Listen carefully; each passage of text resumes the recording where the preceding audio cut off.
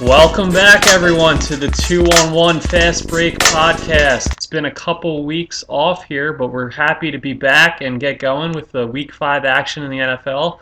Dan, what's been going on since we last talked a couple weeks ago? It's more of the same. Losing, not winning bets. The thing is, I've always been nice about it, though, and been professional. I'm done with that. I'm just in screw you mode. I'm going to keep making my picks, and if you want to keep playing them, play them. If you want to fade them, fade them. Although I will say I'm very confident this week. Fading is a strong favorite for many out there, I think. You know what? I hope everyone does fade, and I hope everyone goes broke because of it. Kind words from our NFL handicapper here. So now 5-17 on the season. After last week, you wrote about it. You had one play that it was a money line parlay, and those Cardinals let you down, huh? The Cardinals did let me down. The Rams, I guess, are a little better than we thought, but Todd Gurley can do a few things out on the field, huh? Todd Gurley looks like the best running back to come into the league since Adrian Peterson, and that's not an exaggeration. He looks unbelievable. I'm very excited to watch him in his career. I like the Rams. I think they need one more receiving weapon, but other than that, they're a very good team. And their loss to Washington doesn't look as bad because Washington looks a little competent. Yeah, they're not awful. I got to watch a great 60 minutes of them up close and not up close and personal, but a full 60 minutes of them against the Eagles last week. And the Eagles did some things. They looked a little better than most weeks, but the Redskins hung in there, and Cousins had a key drive at the end of the game there to win it for them. So it's props crazy. To them. Kirk Cousins' numbers against the Eagles, as opposed to the rest of the NFL, are startling. Yeah, he really brings it against Philly. We must have wronged him somehow. He wanted to be quarterback at Oregon, and Chip Kelly said no, so he gets an extra chip on his shoulder. When that has to be it. Was that a pun there? An extra chip on? I actually was not intentional, but I see what be you that did. as it may. All right, so we'll move ahead with the Week 5 action. Unlike last week where you only liked one game, you got a pretty full slate here. We'll kick it off with the first one you like, and that's Cleveland +7 at Baltimore. I actually like this one too, and so we can talk a little bit about it. But what do you like about Cleveland in the spot? I mean, it's a division rivalry game. These teams generally play close games. People just assume, okay, Baltimore got their first win. Now they're ready to perform the way that we expected them to. But if you actually watch that game, they played pretty much like garbage and should have lost that game about 5 different times. They do have home field right now, which kind of scares me, but not really, because they don't have any weapons on offense right now. Forsett had his best game of the season, still didn't score a touchdown last week, and the receiving game is just completely decimated. I think they were counting on Brashad Perriman to add a whole dimension to that offense, because Flacco's biggest strength is the deep ball. Yeah, he was supposed to be the Torrey Smith replacement. And they didn't even think even if he didn't have a great year, the fact that he was a deep threat would have opened the rest of the field for everybody else. And because that's not there, this offense just isn't going. The Browns are actually playing pretty well. As much as I ridiculed them for starting Josh McCown over Johnny Manziel, McCown's actually played kind of decent. I just think this is going to be a close game. A Browns win would not surprise me. And basically, one of my rules of thumb is if I can see the dog winning the game, I take the points. Yeah, like I mentioned, I agree with this side here. Cleveland might not have Steve Smith. Pretty sure he has a broken back, and the only reason people think he still might be playing is because he's Steve Smith. So they could be down to Kamar Aiken as their number one wide receiver. Kamar Aiken, Marlon Brown, Max Williams at tight end. Yeah. They even the little white slot receiver guy got hurt last game. It's just, not a threatening bunch that could be thrown out there for the Ravens. So I think they're going to go to the running game a lot. It's going to be a low-scoring game. Lower-scoring game. Duke Johnson looked really good last week for Cleveland. Duke Johnson. They're getting him in Baltimore. Love him in daily fantasy. Love him in regular fantasy. Yeah, so I agree. I think this is a close game. Cleveland might even pull it out, but I think a full touchdown spread is much too high. I was surprised it was this high, actually. All right, so we like Cleveland +7. Let's move on to kind of a group of plays for you. You're very high on the Patriots this week. They're coming off a bye, and you have them involved in 4 different plays. So First off, you like them just straight up. They're -9 at Dallas. Talk to us about why you like the Patriots here. Like you said, they're off a bye. They're playing a team with Brandon Whedon at quarterback, and Brandon Whedon cannot stretch the field. And at least in the last two games, he had Lance Dunbar as a nice check down option, and now Dunbar's gone. So I have no idea what Whedon's going to expect to do. He might be able to throw a couple like he threw out really good pass to Terrence Williams that sent the game into overtime in the first place. But other than that, he really has done nothing of note. Cannot stretch the field. Would not be surprised if we see a second half of Matt Castle here. You have the Patriots on a bye. They're in their complete FU season mode that has been well documented. And one of the bigger things that I really like here is that this is one of those games where the lines makers really have their hands tied.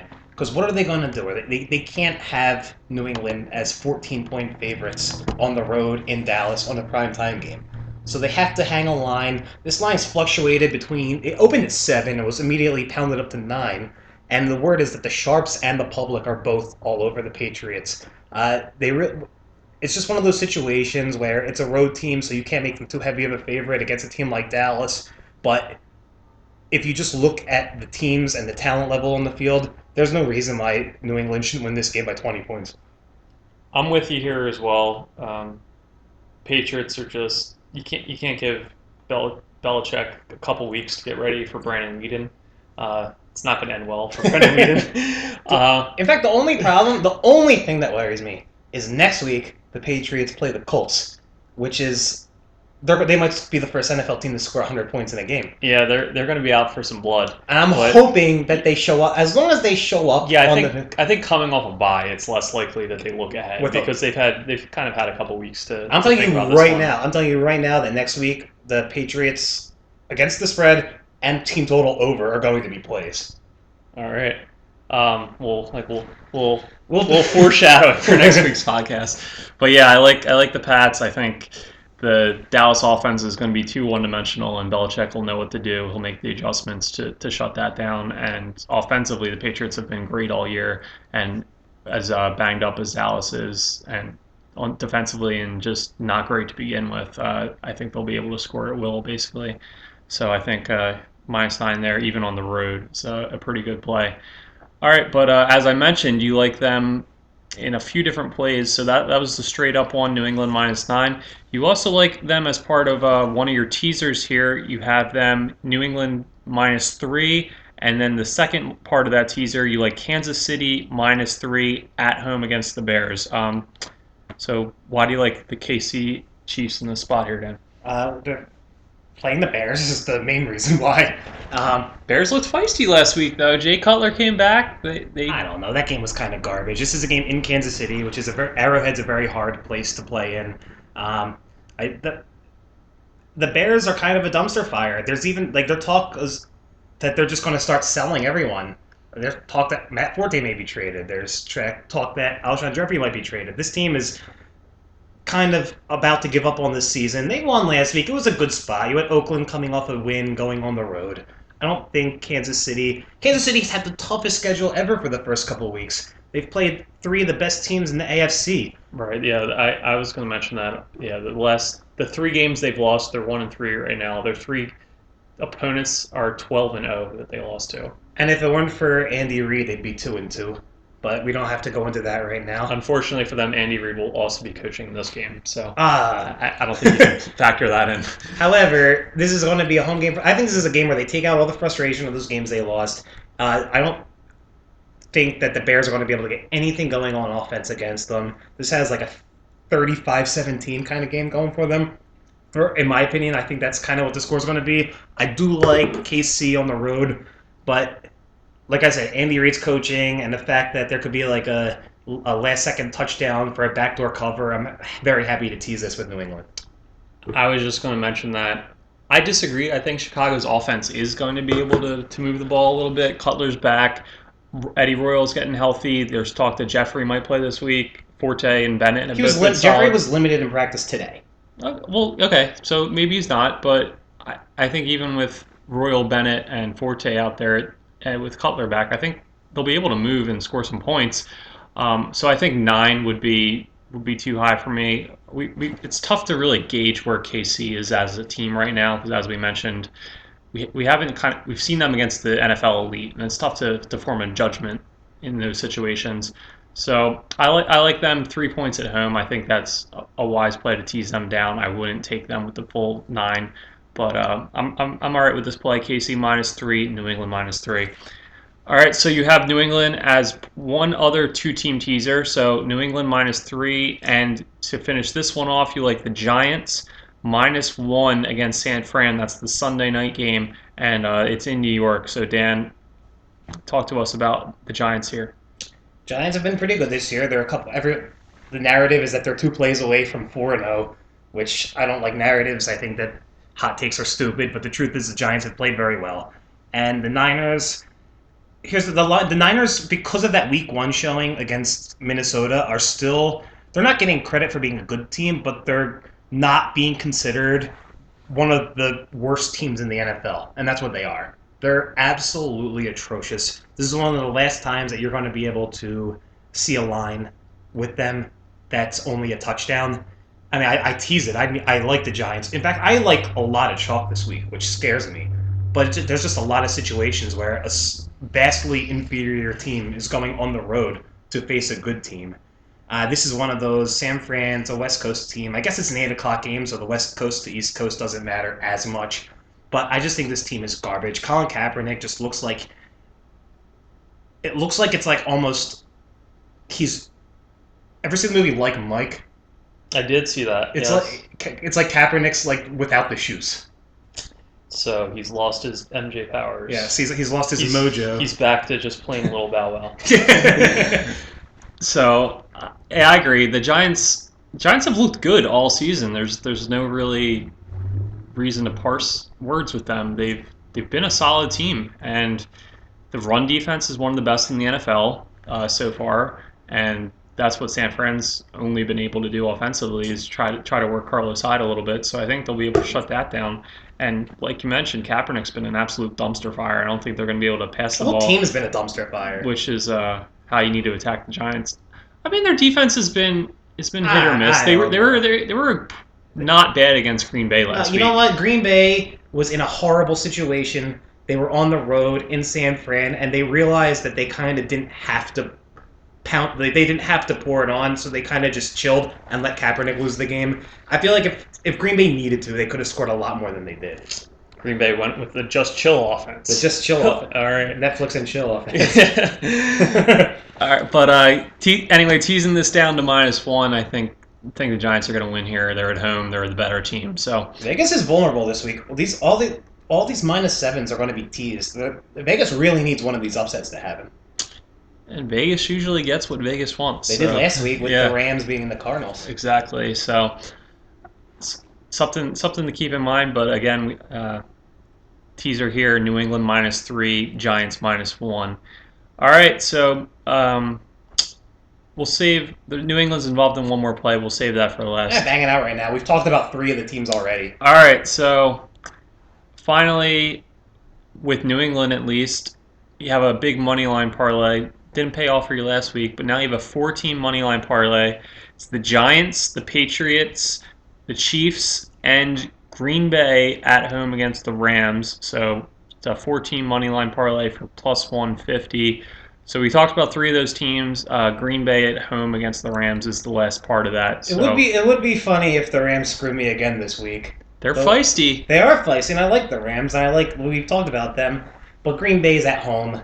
Yeah. Even if the Rams do put up a fight, which I expect them to do, they're a very feisty team, like you said. Green Bay's going to win at home, at Lambeau. Yeah. So, we talked about the other 3. I threw Green Bay in there. I didn't want to lay -120 on a 3-team parlay. I'd rather throw the Packers in there and make it +150. So that's what I did.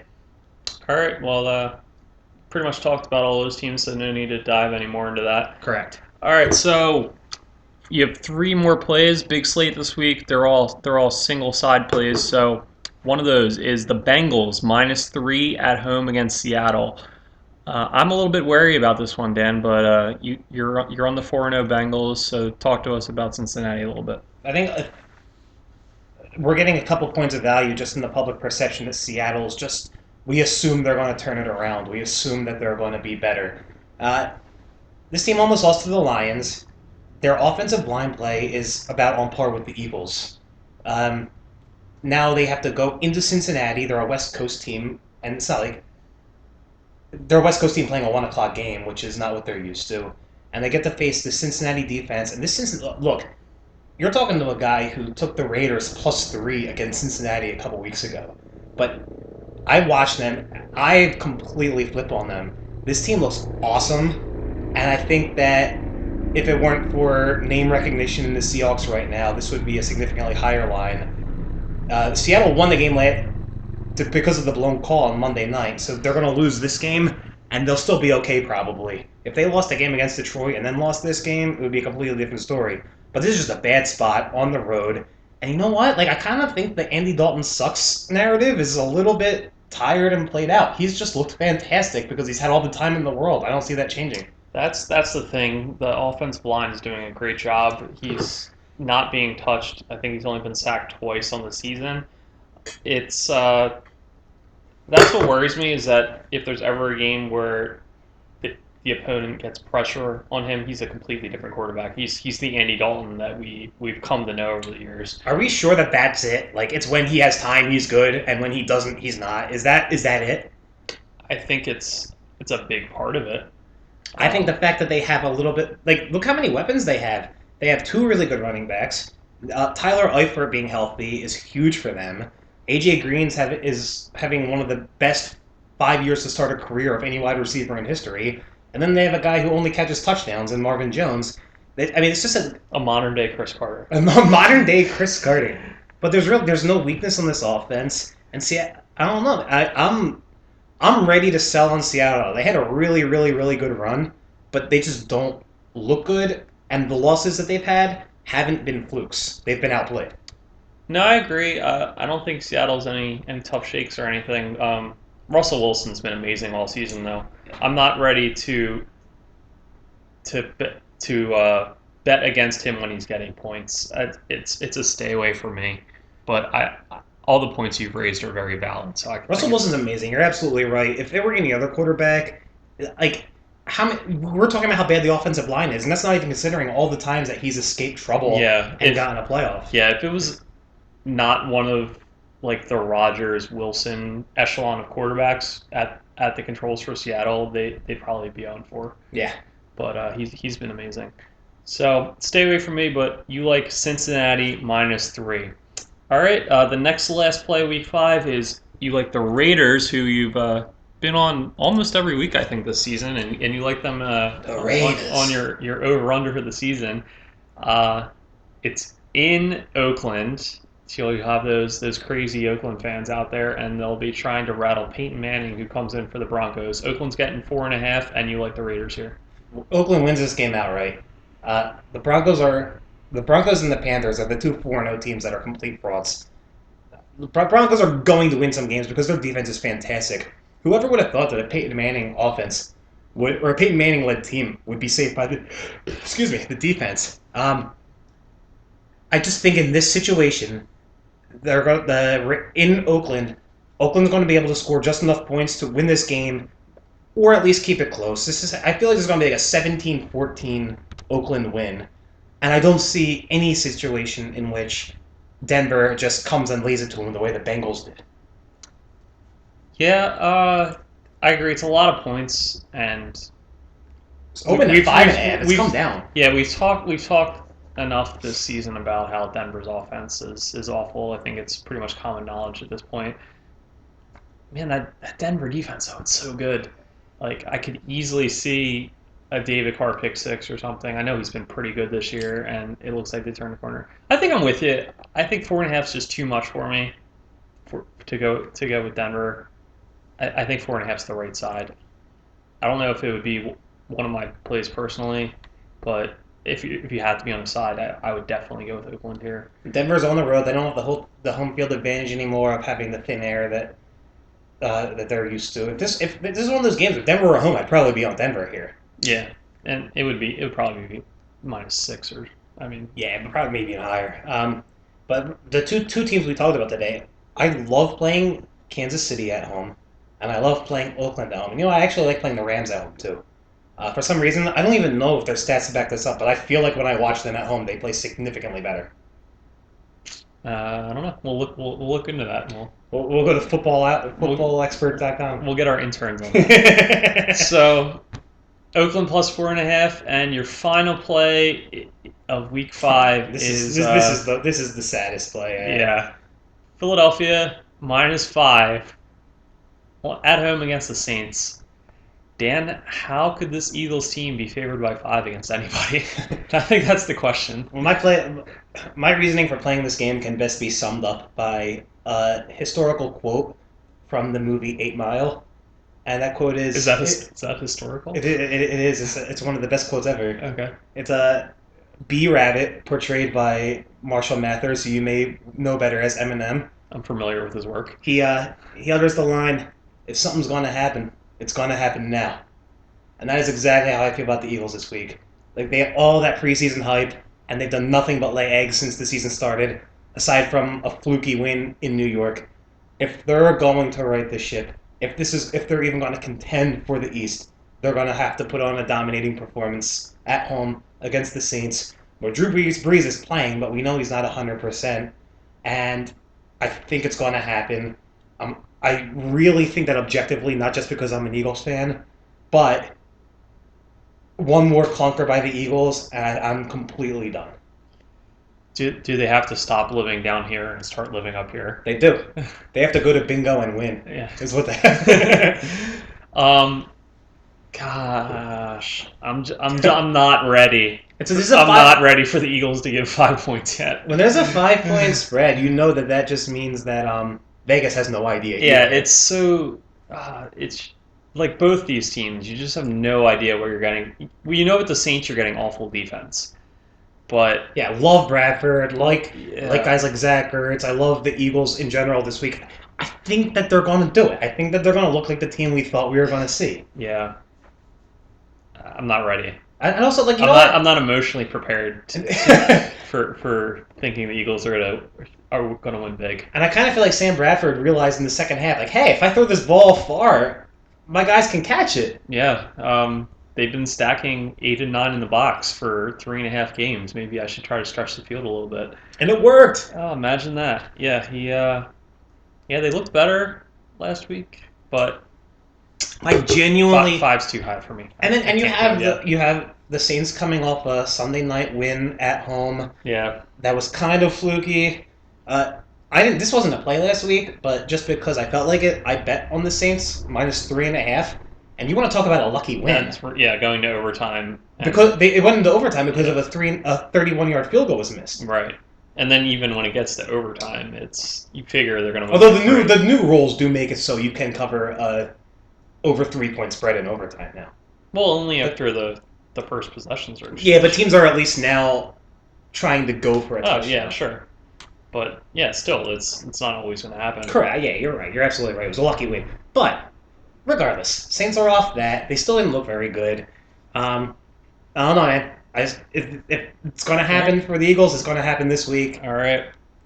So hopefully Chip Kelly can take him down 8 Mile Road. We'll see. But recap your plays for Week 5. You like Cleveland +7 at Baltimore. You like New England -9 at Dallas. Like New England -3, New York Giants -1, 2-team teaser. Kansas City -3, New England -3, 2-team teaser. A money line parlay with the Chiefs, Packers, Patriots, and Giants, and that's at +150. If the Patriots lose this week, I cannot show my face on this podcast next week. Well, luckily it's an audio podcast, so that can won't I show my voice on this podcast? Yeah, you won't hear from Dan next week if the Patriots lose, I guess is what it boils down to. I'm going to be one of those cowards who fails and then just goes away and doesn't own up to it. Yeah, we'll see in 2016. And Cincinnati -3 at home against the Seahawks. Oakland +4.5 at home against Denver. And the Eagles -5 against the Saints. So this is a good card. I like this. I said that a couple weeks ago too. And yeah, that didn't turn out too well. But 8 plays on the week. You win them all. You're back up to 13 and 17. That's all I want. Yeah, That was the goal from the start. that's all you need in this life. So thanks for listening, everyone, and hopefully, I don't know. Hopefully, if you go against them, if you fade, It's worked but so far. yeah, we'll see. We'll see how these 8 plays turn out, and we'll check back in with you for week 6. Take care, everybody. See you guys.